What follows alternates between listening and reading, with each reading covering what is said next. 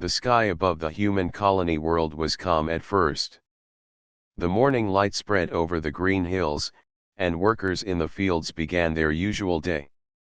Miners prepared to walk down into the shafts, farmers checked their crops, and children played near the stream that cut across the valley. Life in the colony was simple, and the settlers believed it would stay that way.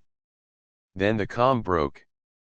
A shadow stretched across the valley as a massive shape appeared above the clouds. The sound came next, deep and steady, like thunder that refused to end. People looked up in fear. The great alien warship slowly descended from the sky. Its black surface reflected the light of the sun, and glowing engines left trails in the air. The ship was larger than any human vessel the settlers had ever seen. It moved with such power that even the strongest men felt small. The colony bells rang out to warn everyone. Farmers dropped their tools and ran to shelter. Children were carried indoors by their parents. The settlement, which was usually filled with the noise of work and laughter, turned quiet except for the sound of the alien ship. The vessel stopped above the open field near the colony center. A ramp opened, and figures began to appear. They were tall, armored, and carried weapons shaped like curved blades mixed with strange technology. Their movements were precise, their steps heavy. The humans gathered at a safe distance, watching with wide eyes. At the front of the alien warriors was their leader. Her name was Rhina. She wore a suit of dark silver armor that covered her shoulders and chest, with markings that looked like scars of past battles. Her face was stern, her eyes sharp, and every step she took carried the weight of command. She walked with the pride of someone who had never been defeated. When Rhina reached the center of the field, she raised her blade high, and her voice rang out clear and strong. "Humans of this colony," she declared, "you live on land that belongs to my people. By our law, it must be won by strength. One duel will decide your fate. A champion from your side must face me. If your champion falls, your colony belongs to us. If your champion stands, we will leave you in peace." The words echoed across the silent crowd. No one moved at first. Many humans lowered their heads, afraid to meet her eyes. They had heard stories of this warrior race. They were known for conquest, for testing themselves against every world they found. Their duels were legendary, and their champions almost never lost. The governor of the colony, an older man named Bran, stepped forward with a trembling voice. "We are simple settlers. We came here to work, to live, to raise families. We are not fighters." Rhina's expression did not change. She lowered her blade and spoke again. "Then you are already defeated. Choose a champion, or accept your loss." The settlers whispered among themselves. Some spoke of running into the hills, but the warship above proved that escape was useless. Others suggested surrender, but the thought of slavery to an alien race froze their hearts. Fear spread through the crowd like cold wind. Then, from the edge of the gathering, a voice called out, "I will stand." The crowd turned to see a man walking forward. He was not dressed as a soldier. He wore the rough clothes of a miner, covered in dust and dirt from the shafts. His name was Tamash. He was strong from years of labor, but he had never been trained in war. His face was calm, his eyes steady, and he walked without hesitation. Bran tried to stop him. "Tamash, this is madness. You cannot fight her. She is a warrior born for battle. You are only a miner." Tamash looked at the governor and then at the people gathered around him. "We cannot give up our home without trying. If no one stands, then we have already lost. Let me fight." The settlers watched in silence. Some shook their heads, believing he would die quickly. Others felt a spark of hope, though they did not understand why. There was something in his voice, something in the way he stood, that made him different from the rest. Rhina studied Tomasz with sharp eyes. She tilted her head slightly, as if curious. "You are not a soldier," she said. "No," Tomasz replied. "I am a man of this land." "That is enough." A murmur spread through the alien ranks. Some of Rhina's soldiers laughed softly, but she did not. Instead, she pointed her blade at Tomasz and spoke again. "Then it is decided. Tomorrow, when the sun rises, we will fight. The duel will be seen by both our people. Prepare yourself, human." With that, Rhina turned and walked back toward her ship. Her soldiers followed, their armor clashing with each step. The ramp closed, and the warship remained in the sky like a silent guardian of fate. The settlers gathered around Tomasz, some begging him to change his mind, others asking why he volunteered. Tomasz only gave a simple answer. "If no one tries, we lose everything. If I stand, maybe we have a chance." That night, the colony was restless. Families prayed, children cried, and leaders argued about their future. In the small miner's hut at the edge of the valley, Tomasz sat alone, sharpening a steel rod he had taken from the mine. It was not a true weapon, but it was all he had. He thought of the word Rhina had used, champion. To her people, it meant power, skill, and glory. To him, it meant something else. It meant standing for his home, his people, and the life they had built together. He was not a soldier, but he was human, and that would have to be enough. When the night grew silent, Tomasz stepped outside and looked at the stars. The warship glowed faintly above, watching. He felt no fear, only a deep calm. Tomorrow, he would fight. Not with strength alone, but with something greater. The night passed slowly, and dawn came with pale light spreading over the valley. The settlers did not wake with the usual sounds of work and laughter. Instead, they gathered in silence near the wide stone circle at the center of the colony. This circle, usually a meeting place, was now chosen for the duel. It stood open, flat, and wide enough for both sides to watch. The alien warship still floated above the valley, casting a long shadow across the land. The engines hummed like a storm waiting to break. At the first rays of sunlight, the ramp opened again. Alien warriors walked out in tight formation. Their armor reflected the light, and their blades gleamed with cold sharpness. The settlers stepped back in fear, though they tried not to show it. Then Rhina appeared. She moved with the calm strength of a seasoned fighter. Her tall figure in silver armor carried a power that made even the bravest human feel small. In her right hand she held her curved blade, and in her left she carried a shield decorated with the mark of her clan. Her eyes swept across the humans without a flicker of doubt. She walked into the circle, planted her blade into the ground, and raised her voice so all could hear. "People of this colony, today your fate will be decided. One human stands against me. If he falls, you fall. If he stands, you live free." The settlers whispered among themselves. Some prayed quietly, others held their children close. The weight of her words pressed on every heart. Tomasz stepped forward through the crowd. He was dressed in the same rough clothes from the mines, though he had washed the dirt from his face. In his hand he carried the steel rod he had sharpened. It was no true weapon, but it shone in the morning light. He walked with steady steps and entered the circle without fear. The humans fell silent as they watched him face Rhina. Some could not understand his calm.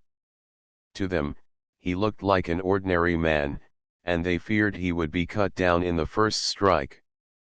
But others felt something stirring within them, as if Tomasz carried more than his own strength.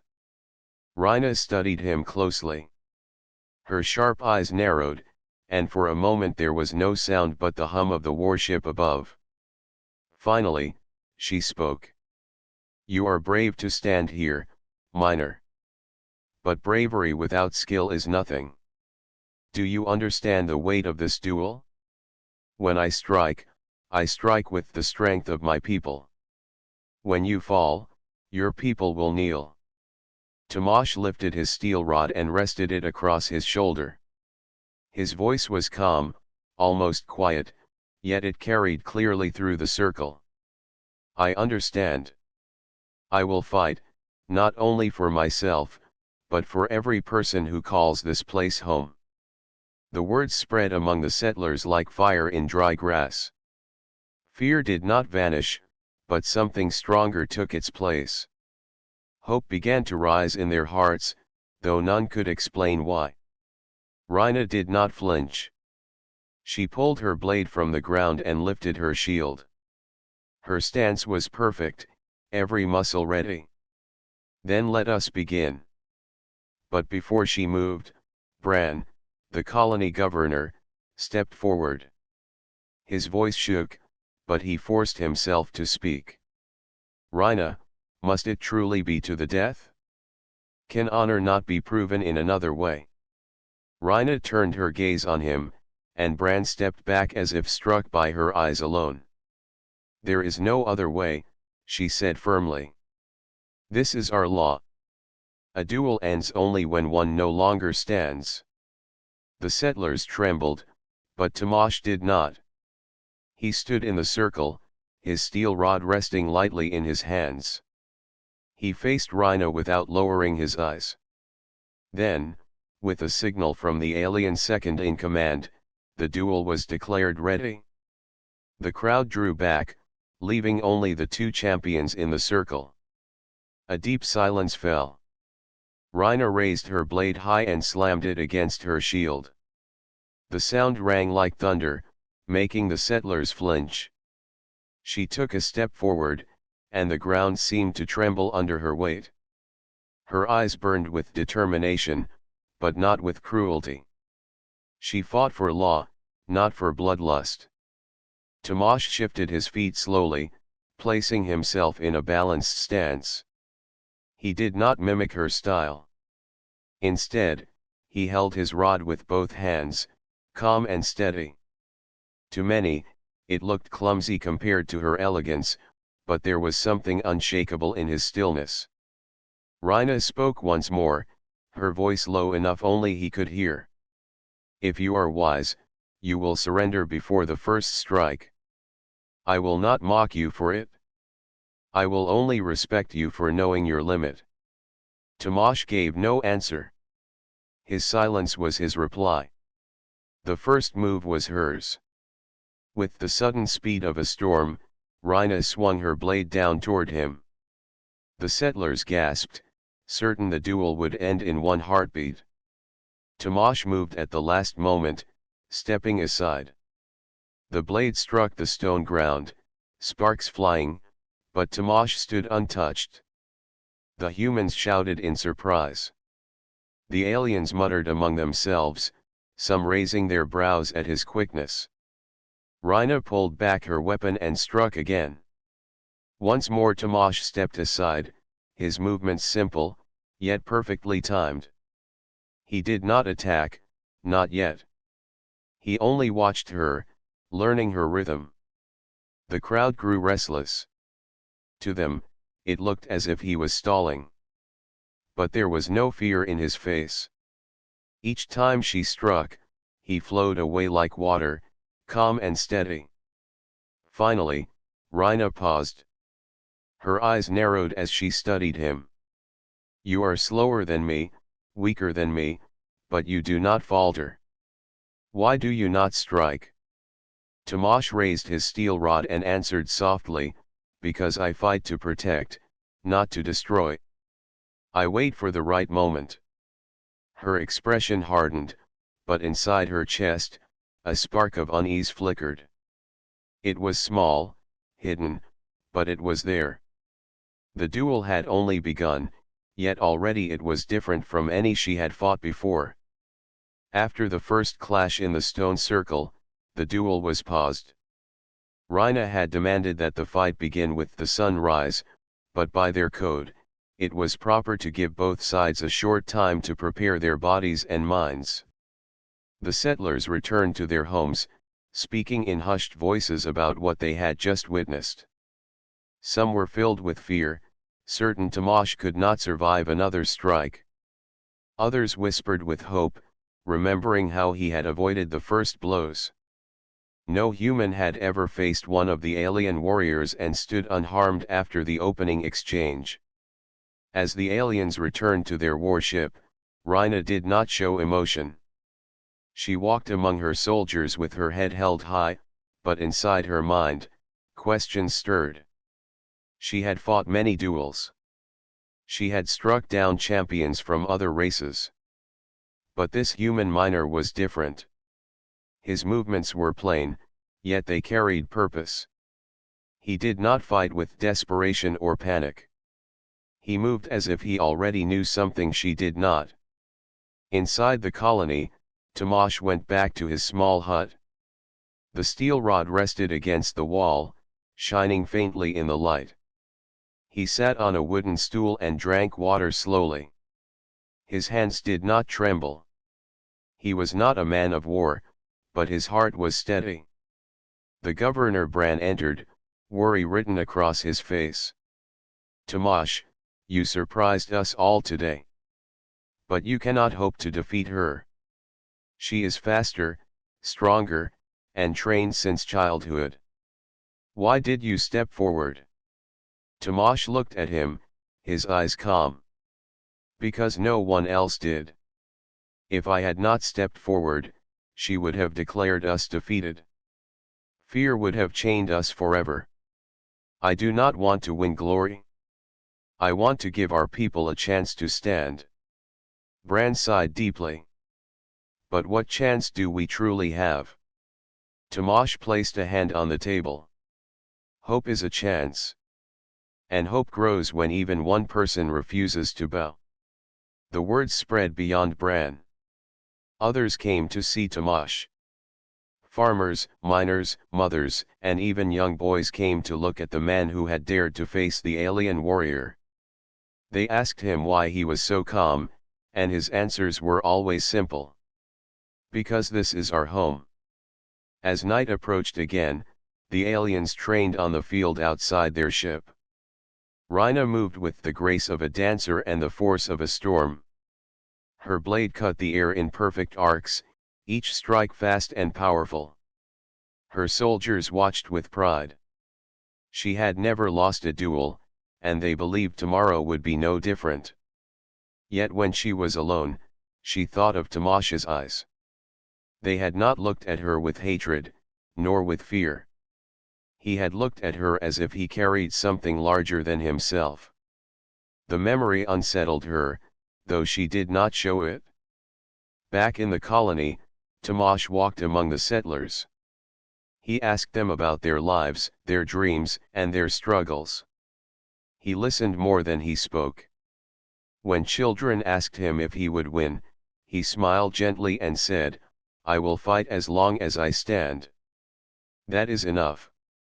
Some of the settlers offered him tools or weapons, but he refused them. I will use what I know, he said, holding the steel rod. This is the tool of a miner, and it reminds me who I am. The people began to feel something they had not felt since the warship arrived. They felt pride. Tamash was not a soldier, yet he carried himself as if he could protect them all. His courage was simple, but it was real. As the night deepened, the settlers gathered around fires. They spoke of Tamash as if he was already a legend. They told their children that tomorrow, a man of the earth would face a warrior of the stars. The children listened with wide eyes, their fear fading into awe. In her warship, Rhina sat alone in her chamber. She removed her armor piece by piece, laying it carefully beside her. The silence pressed on her as she looked at her reflection in the polished metal. She tried to push away the thought of Tamash, but it returned again and again. Why had his calm unsettled her? Why had his silence spoken louder than words? She clenched her fists and told herself it did not matter. Tomorrow she would strike him down, as she had struck down many before. That was her duty, her honor, her law. But still, the unease remained, like a shadow at the edge of her mind. Meanwhile, Tamash lay down on his bed. He closed his eyes, but sleep did not come quickly. He thought of the colony, of the families who had trusted him, of the children who had asked him to return alive. He thought of the word that lived in his heart, the word that gave him strength. Home. He whispered it to himself as he drifted into rest. To him, it was more than a place. It was the soil beneath his feet, the voices of his people, the dreams of those yet to grow. It was the reason he would not kneel. The stars shone above the valley, bright and countless. The alien warship hovered like a silent mountain in the sky, but the fires of the colony burned just as bright below. Two worlds waited for the dawn, and with it, the true beginning of the duel. In the darkness, both champions prepared in their own way. Rhina sharpened her blade, each stroke echoing her duty. Tamash simply breathed, each breath steady and calm. Two paths, two hearts, and one destiny waited for the morning light. When the first hint of dawn touched the horizon, the settlers woke again. They dressed in silence and gathered near the circle. Hope and fear mixed in their chests. The aliens also gathered, their armor shining in the rising light. And when Tamash stepped forward, holding only the rod of a miner, the people stood straighter. For the first time since the warship had arrived, they felt they were not just settlers waiting for judgment. They were a people ready to defend their home. The sun rose higher, and the circle awaited. The preparation was over. The true duel was about to begin. The sun rose fully over the valley, spreading gold across the hills and stone circle. The settlers stood close together, their faces pale but their eyes fixed on the field. Mothers held their children tight, and fathers clenched their hands, wishing they could add their strength to the fight. The air was heavy with silence, broken only by the low hum of the alien warship above. The ramp opened once more, and the alien warriors marched down in formation. Their armor shone like polished steel, and their steps were as one. Behind them came Rhina, tall and strong, her blade gleaming in the morning light. Her shield rested against her arm, its markings clear, a symbol of victories from past battles. She walked into the circle as if she owned the ground, her every step carrying the weight of command. The settlers stepped back, giving space, but their eyes followed her every movement. Then Tamash walked forward.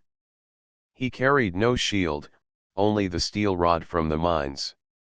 His clothes were plain, his steps steady. There was no armor to protect him, yet he walked as if he feared nothing. When he entered the circle, the air grew tighter.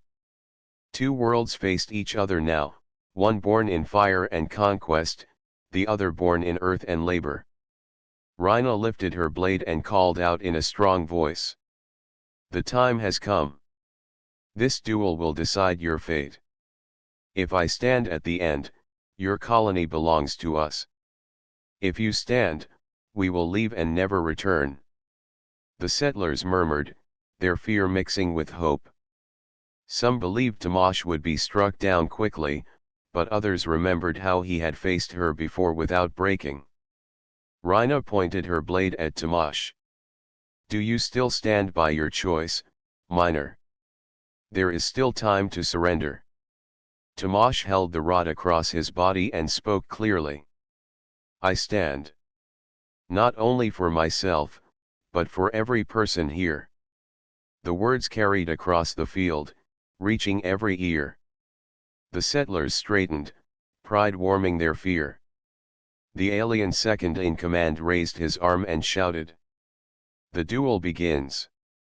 At once, Rhina moved.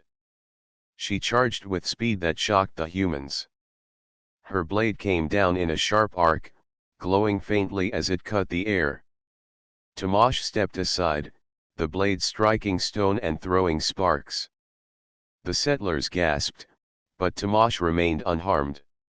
Rhina turned swiftly and struck again, her movements smooth and practiced. Tamash shifted back, then to the side, each time avoiding the edge by a breath.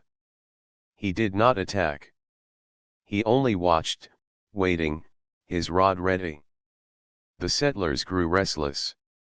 To them, it looked like Tamash was only running from her strength. But others noticed the calm in his face, the rhythm in his steps. He was not fleeing. He was learning. Rhina's strikes grew faster. She swung high, low, then across, her shield pressing forward. Each move was a lesson from years of war, a dance of deadly skill.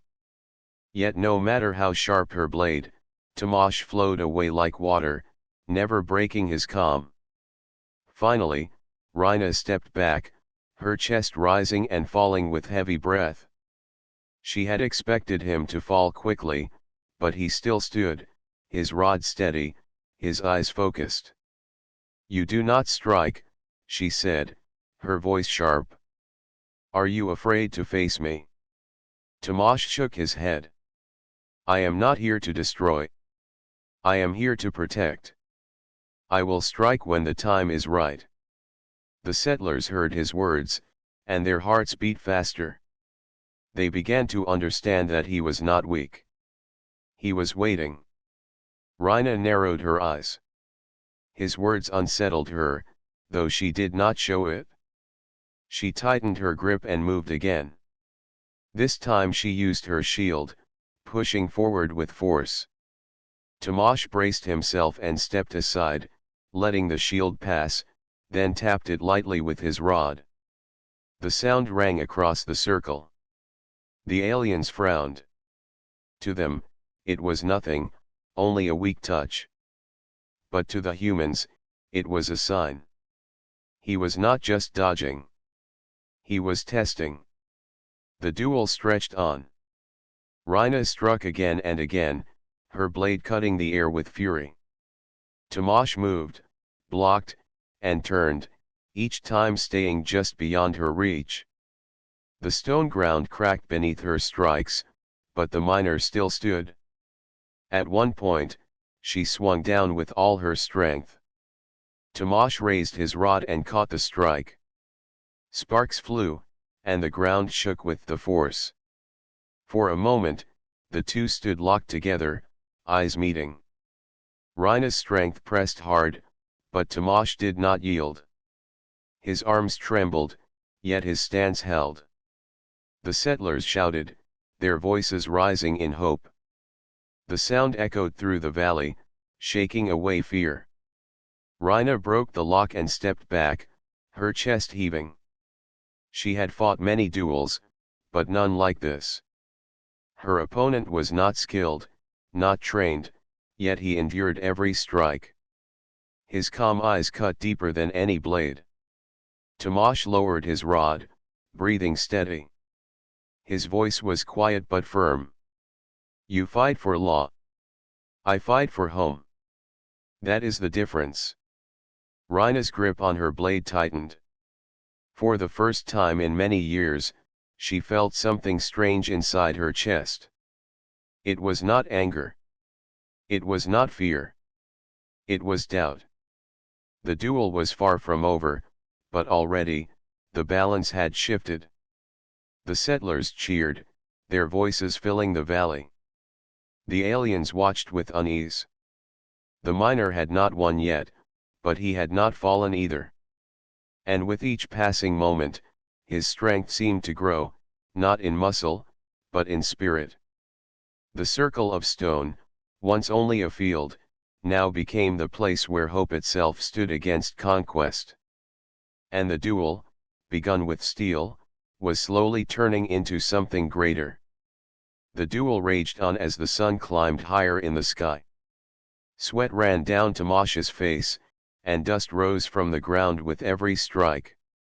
Rhina's blade cut the air in sharp arcs, each strike faster than the last, each step pressing him back. The settlers watched with tight throats, their hearts beating like drums. But still, Tamash stood. His rod, plain and simple, caught the light as he turned it in his hands. His movements were not beautiful like Rhina's, but they were steady, sure, and full of purpose.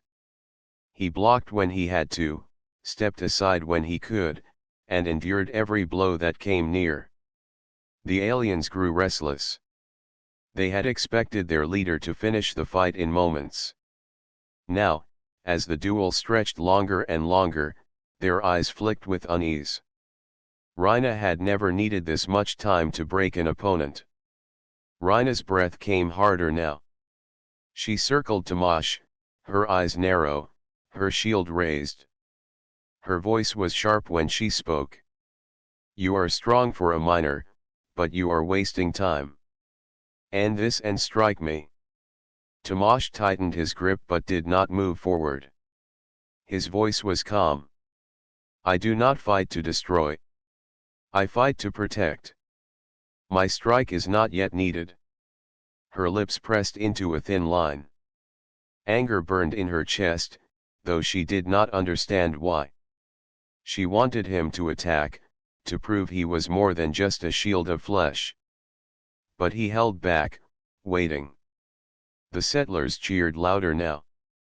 Every time Tamash dodged or blocked, their voices rose.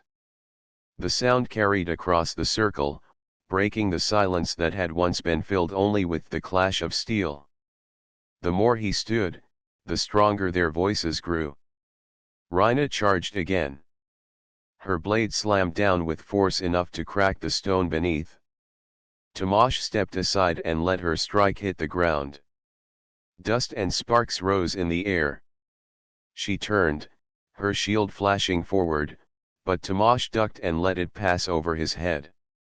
He tapped her side lightly with the rod, not enough to harm, but enough to show he could. Gasps rose from the humans. Even some of the aliens blinked in surprise. The miner had touched their leader. Rhina spun back and glared at him. "Why do you mock me with weak strikes?" Tamash raised his rod again. "Because this is not about breaking you. This is about standing." Her hands tightened on her blade. For the first time in years, her heart felt heavy, her breath uneven. He was not fighting like her old enemies. They had all sought glory, power, or victory. He sought something else. And that something unsettled her more than his rod ever could. The duel pressed on. Rhina struck harder, her blade flashing with fury. Tamash moved like a rock in a river, letting the current flow around him, bending but never breaking. His arms shook with strain, but his eyes never lost focus. Finally, in the middle of another clash, Tamash spoke. His voice was not loud, but it carried clear through the air. One word, simple and plain. Home. The sound of it cut sharper than any blade. The settlers froze, then shouted with joy. Their voices rose as if the word itself gave them strength. But the reaction was not only among the humans. Rhina's hands trembled. Her blade lowered slightly. The shield that had felt so steady suddenly felt heavy. She stared at Tamash, her breath caught in her throat. That word struck her deeper than steel. It was not a word her people used. Long ago, her race had abandoned such meaning. They had ships, worlds, and victories, but they had no place they called home. Their life was war, their honor bound to conquest. But here, in the middle of the duel, that forgotten word returned like a wound in her heart. Her soldiers shifted uneasily. They saw their leader falter, saw the tremor in her hands. It was a sight none had witnessed before. Tomasz lowered his rod slightly, his eyes steady. He did not press forward with an attack. He only repeated, softer this time, but stronger in meaning. Home. Rhina's chest tightened. Images filled her mind, memories she had buried. A time when her people lived not in warships but on a world of green fields and quiet rivers. A time before they gave it all up for endless battles. The word tore through her armor of discipline and struck her heart. She stepped back, her knees almost giving way. The settlers saw it and gasped. Their enemy, the great warrior, trembling before a miner's single word. Tomasz stood tall, his rod resting in his hand. His voice remained calm. This land is our home. We will not give it. You cannot take it, because home is not held by steel. It is held in the hearts of people. Rhina lowered her blade. Her hand shook, unable to lift it again. Her breath came fast, her eyes wide. She had faced countless warriors, but none had broken her spirit with a word. Her soldiers called out in confusion. "Commander, strike him down. Finish it." But she could not. The settlers' voices rose in a wave. They shouted Tomasz's name. They shouted the word he had spoken. Home. Their cries filled the valley, louder than the hum of the warship above. Rhina dropped her shield to the ground. The sound rang across the circle. She took a step back, her eyes still locked on Tomasz. For the first time, her voice shook. "What is this strength you carry? It is not the strength of the body. It is not the skill of the blade. What is it?" Tomasz lifted his rod and pointed it to the sky. "It is the strength of belonging. The strength of home." Her heart quivered. The tremble in her hands spread through her whole body. She had fought for honor all her life, but in this moment, she realized she had no true ground to defend. Tomasz did. And that made him stronger than she could ever be. The duel was not finished by the cut of steel. It was finished by a word. And that word shook the soul of the alien warrior. The circle had fallen silent after Tomasz spoke that one word. The settlers' cheers still echoed in the valley, but inside the circle there was only stillness. Rhina stood frozen, her blade lowered, her hands trembling. The weight of her armor pressed down heavier than ever before. Tomasz did not move to attack. He held his rod loosely, his chest rising and falling with calm breath. His eyes stayed on hers, steady and firm, as if nothing else in the world mattered. The alien soldiers shifted uneasily at the edge of the circle. They had never seen their commander falter. To them, Rhina was the unbroken wall, the sword that never bent, the leader who brought victory again and again. Now she stood before a miner and looked shaken. One of her captains stepped forward. His voice rang across the circle. "Commander, finish him. Do not let this human shame us." But Rhina raised her hand to silence him. Her eyes never left Tomasz. The captain stepped back, uncertain, but the look on his leader's face stopped him from speaking again. Rhina's voice came low, unsteady. "You spoke of home. Do you know what you have done to me with that word?" Tomasz tilted his head slightly. "I only spoke the truth. This land is our home. That is why we stand." Rhina's chest tightened. She lowered her blade further until its tip touched the stone ground. Her voice grew louder so all could hear. "My people had a home once. A world of rivers, mountains, and skies full of light. But we left it behind. We told ourselves we would find glory in conquest, that honor was greater than land, that war would give us meaning. We forgot what it meant to belong. The settlers listened, wide-eyed. They had never expected to hear such words from their enemy. Rhina went on, her voice carrying sorrow now. Generations passed. Our children grew inside warships, not under suns. They learned the blade before they learned words of peace. We became strong, yes, but empty. When I heard you say that word, it struck me like a weapon. It reminded me of everything we lost. And it showed me why you stand while I falter. The alien soldiers looked at each other. Some frowned in confusion, others lowered their eyes as if her words had touched something hidden in their own hearts. Tomash stepped closer, still keeping his rod lowered. Then you understand. This is not only about land. It is about meaning. We protect this place because it is where we belong. It is our soil, our families, our lives.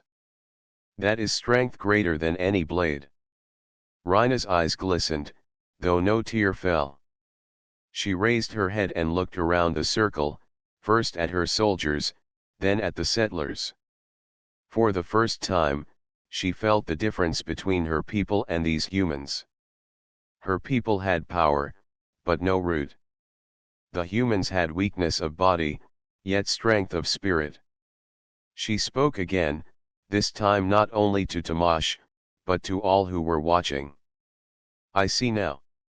This duel is already decided. Not by steel, not by blood, but by truth. He has shown strength greater than mine. I cannot fight against a word that carries more weight than my blade. Gasps rose from the settlers.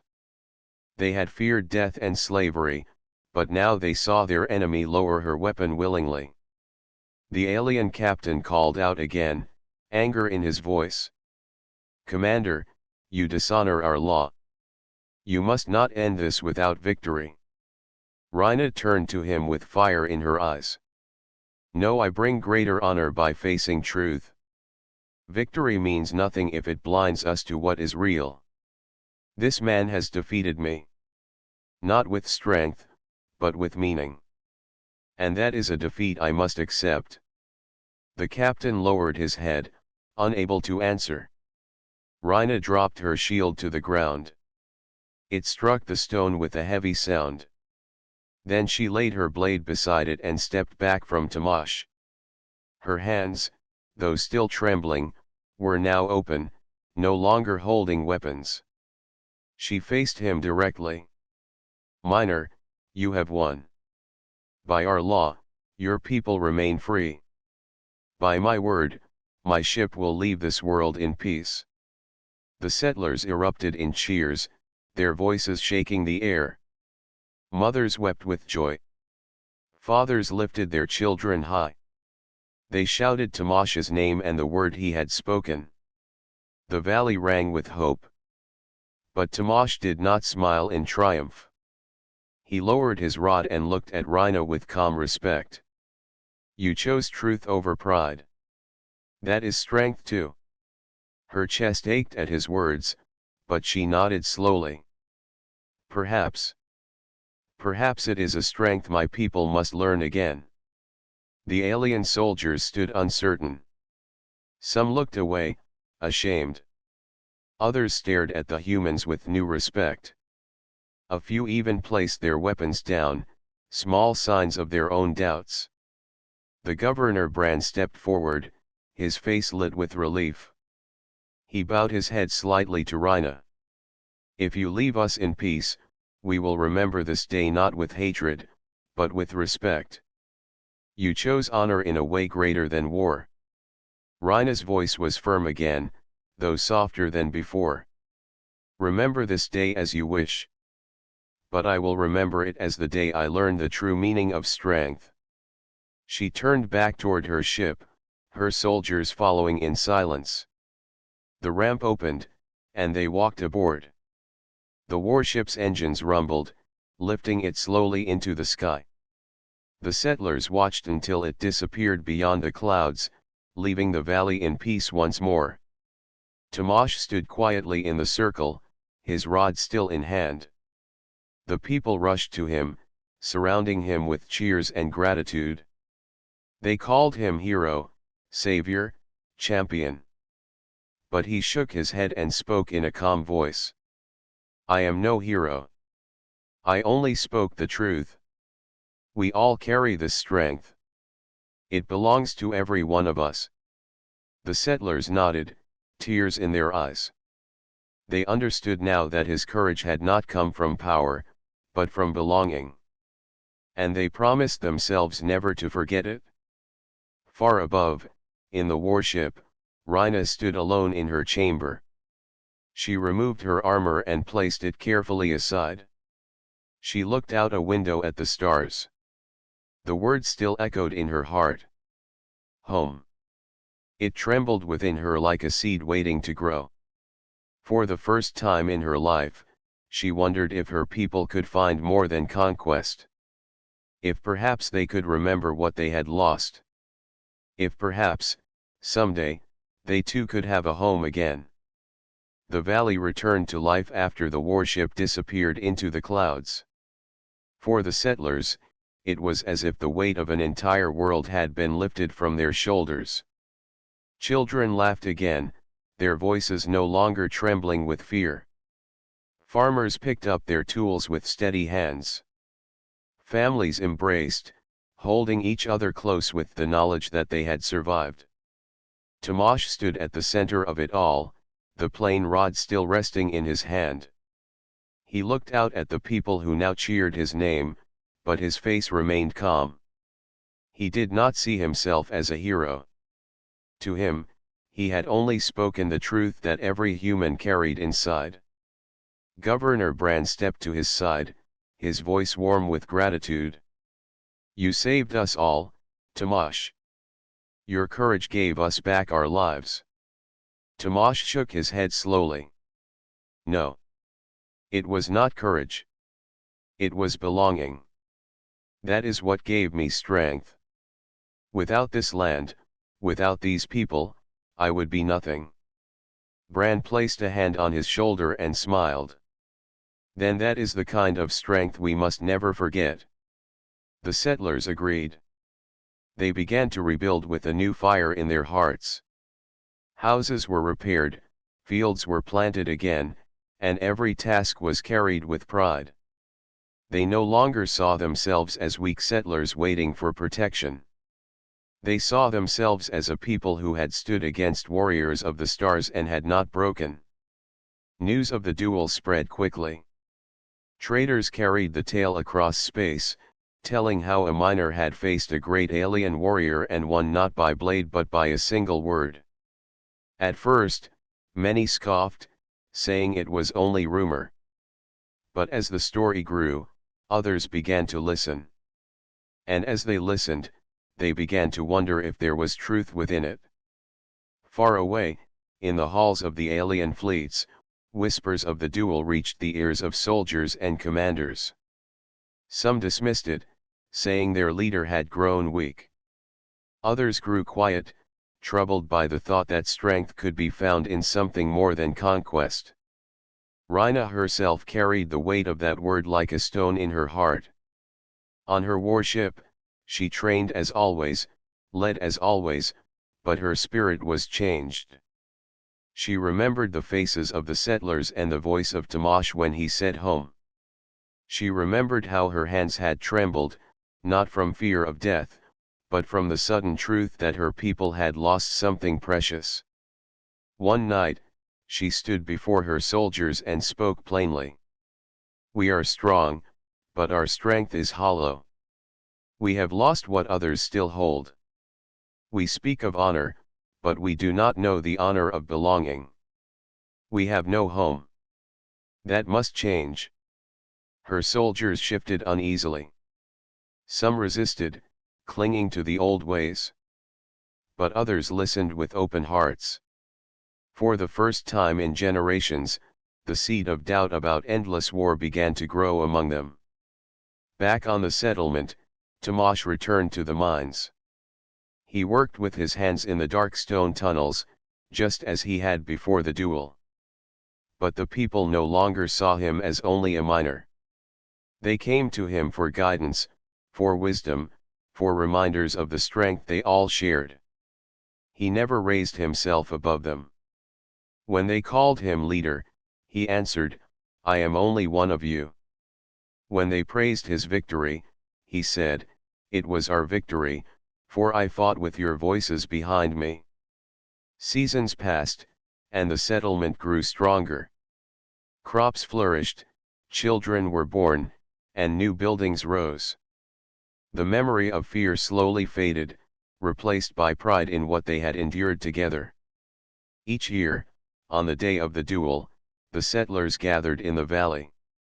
They stood where Tomasz had faced Rina, and they spoke the word he had carried into battle. Home. They spoke it not with sorrow or fear, but with joy. It became a bond stronger than stone walls or steel weapons. The story of the duel spread even farther, across human colonies and distant worlds. For those who felt small and powerless under the shadow of alien fleets, the tale gave hope. They repeated it in taverns, in ships, in markets. They told their children that strength did not always come from weapons, but from the heart. Even in the quiet corners of alien space, the tale found listeners. Some warriors scoffed, but others grew silent, touched by the thought that humans carried something their own people had forgotten. Some even wondered if they should seek their own lost homes, if they should stop fighting and begin remembering. Rina, far away, changed more than anyone could have guessed. She no longer led her people in conquest. She began to speak of peace, of rebuilding, of finding a world where they could live again. Many resisted, but many more followed her, for she had been their greatest warrior. If she could be moved by a single human word, then perhaps that word was not weakness but truth. Years later, stories told of alien ships landing not with weapons but with open hands, seeking trade and friendship instead of war. Those who asked why were told of a duel on a faraway world, where a miner spoke one word that changed the course of two peoples. Tomasz lived quietly until the end of his days.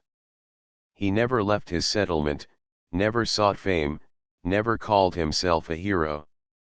When asked what gave him the strength to stand against warriors of the stars, his answer was always the same. It was not my strength. It was ours. It was the strength of home. When he passed, the settlers built no statue of him. Instead, they built a stone at the center of the valley, plain and unpolished, with only one word carved into it. Home. Generations came and went. Children played in the shadow of the stone, asking their parents what it meant. And each time, the story was told again. How a miner faced a warrior, how his hands never shook, and how his words shook the heart of an empire. The valley thrived. The settlement grew into a city. And through it all, the stone remained, reminding all who looked upon it that strength does not always shine in steel or fire. Sometimes it is carried in the heart, spoken in a single word, and held by all who choose to belong. Thus the legacy of Tomasz, the miner who stood for his people, lived on. And the word he spoke that day continued to echo, not only among humans, but across the stars. Home.